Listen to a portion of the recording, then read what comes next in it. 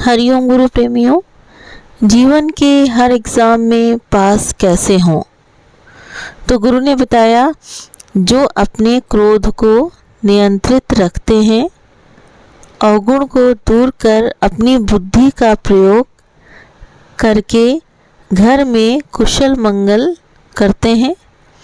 तो गुरु कहते हैं कि तुम अपनी बुद्धि का प्रयोग जब करते हो, अगर घर में तुम्हारे कुछ विपरीत परिस्थितियां आ जाती हैं, तो तुम क्या करते हो कि अपनी बुद्धि को स्थिर और क्रोध को नियंत्रण में रखकर जो निर्णय लेते हो वो निर्णय सही होता है।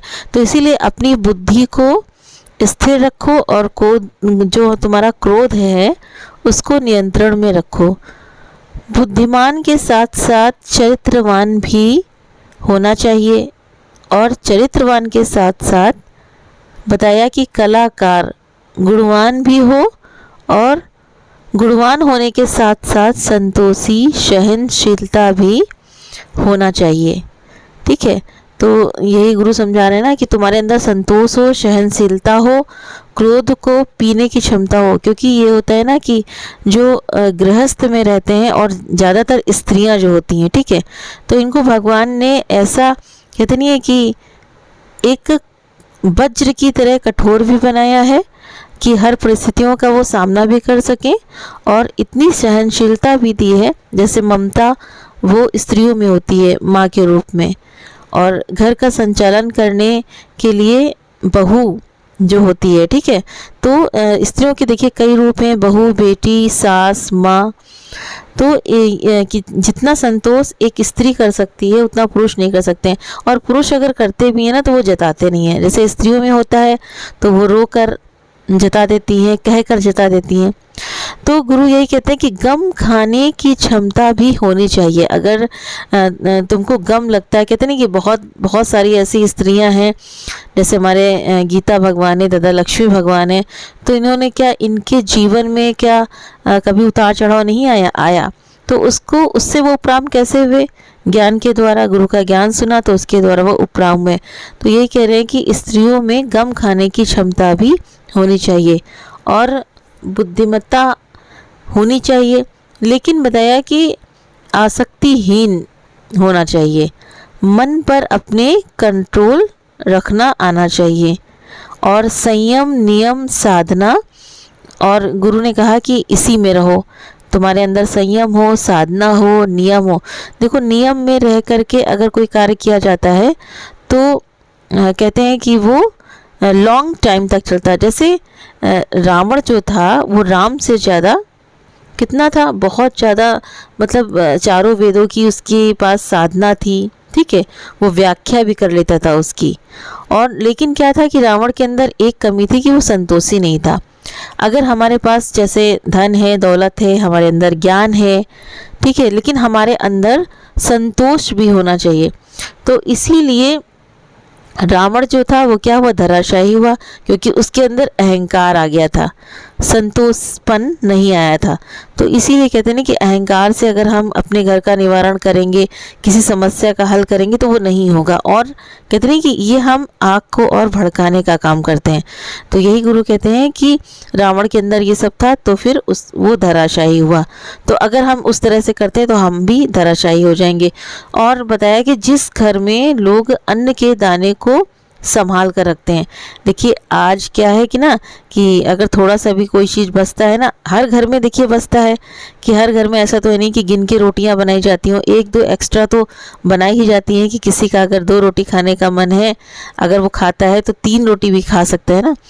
तो जैसे एक टमाटर की चटनी बनाने के लिए तुम क्या करते हो, तुमने आधी खाई और आधी फेंकी है, तो कहा कि नहीं, ये बुद्धिमत्ता नहीं है। तो जैसे बताया कि, और मतलब जैसे तुम अपनी बुद्धि किसकी बनाओ, हंस की बनाओ। जैसे वो क्या करता है, नीर से क्षीर को अलग करता है, पानी अलग कर देता है, और जो उसका दूधपन होता है वो ले लेता है, ठीक है। और ये गुण किस में होता है, हंस में। तो वही बताया कि सदुपयोग करो अपनी बुद्धि का। अगर कोई तुम्हारे सामने विपरीत परिस्थितियां आती हैं या कुछ क्योंकि हर घर में देखिए ऐसा तो है नहीं कि हर समय सुख ही सुख रहेगा, दुख भी आता रहेगा। तो अगर कुछ इस टाइप से मतलब परिस्थितियाँ आती हैं तो तुम उसका सदुपयोग करो, ठीक है। तो यही कहना है कि दुनिया हर चीज़ की केयर करती है ना, और तुम भी करो।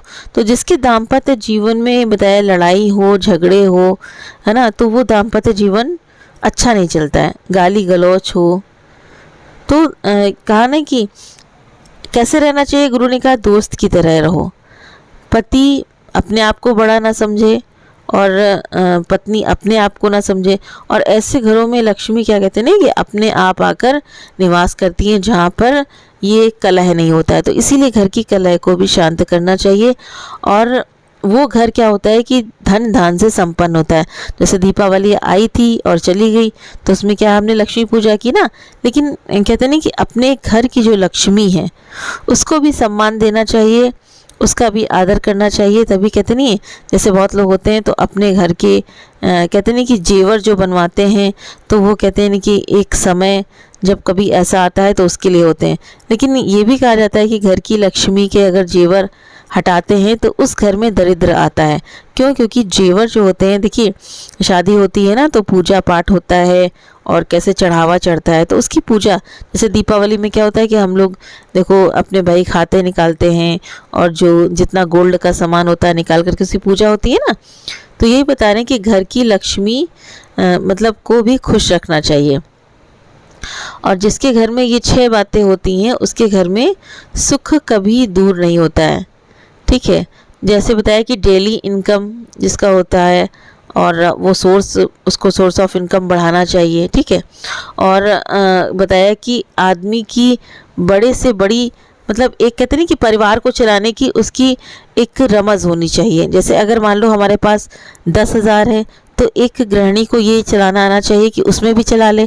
और देखिए बहुत सारे घर में ऐसा होता है कि 5,000 में भी घर चलता है।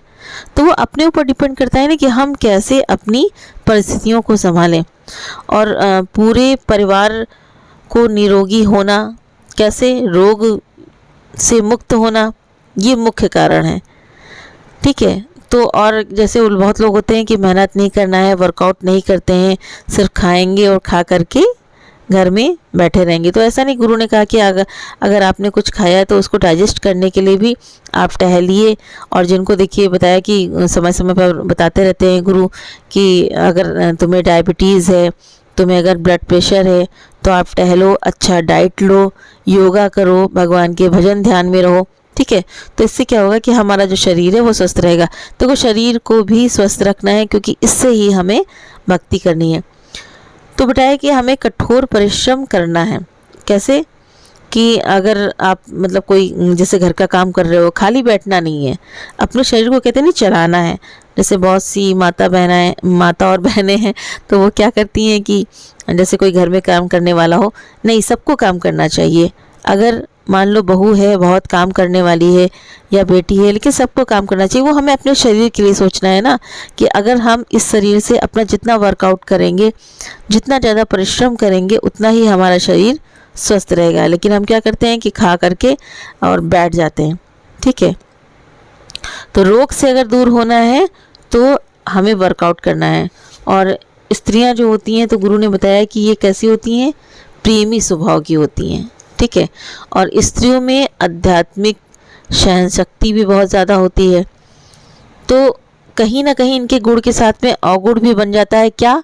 अगर बहुत, गुरु कहते हैं कि जब तुम अत्यधिक सहन करने की मतलब अपने आप को जताते हो ना, कि अगर फिर जैसे कहते हैं ना कि अगर कोई किसी के यहाँ किसी की डेथ हो गई है, उसको सदमा लगता है, वो नहीं रोता है, ठीक है। तो कहते नहीं कि रो लो, रोने से सारा जो अपने अंदर का जो विकार है वो जाएगा। तो इसी तरह से बताया है कि स्त्रियों में आध्यात्मिक सहनशीलता कहीं कहीं गुण के साथ साथ अवगुण भी बन जाती है। और कैसे कि गलत बात को ज़्यादा सहन करना अगर तुमको करना पड़े तो क्या होता है कि दुख होता है।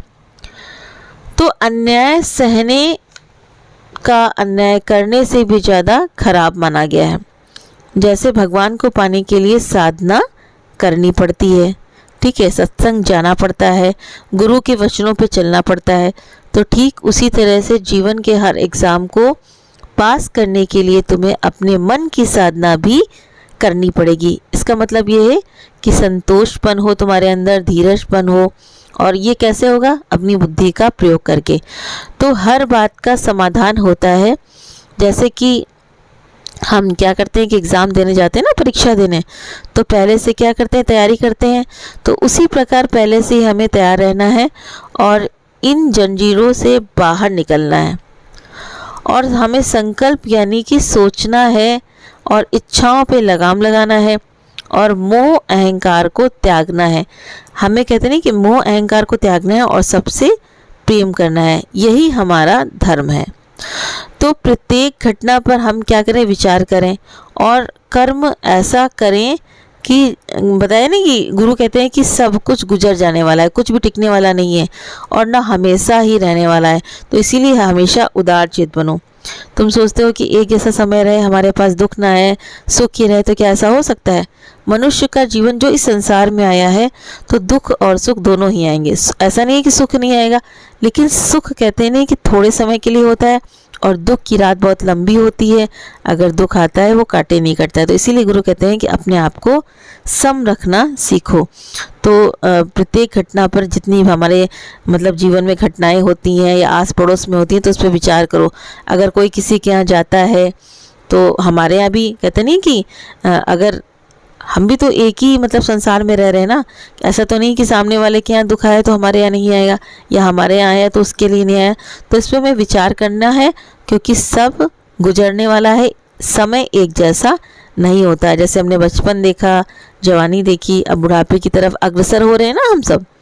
तो इसी तरह से जब हमारी काया बदलती है तो प्रकृति भी बदलती है। तो बदलना तो ये नियम है, तो इसीलिए हर चीज़ बदलता रहता है।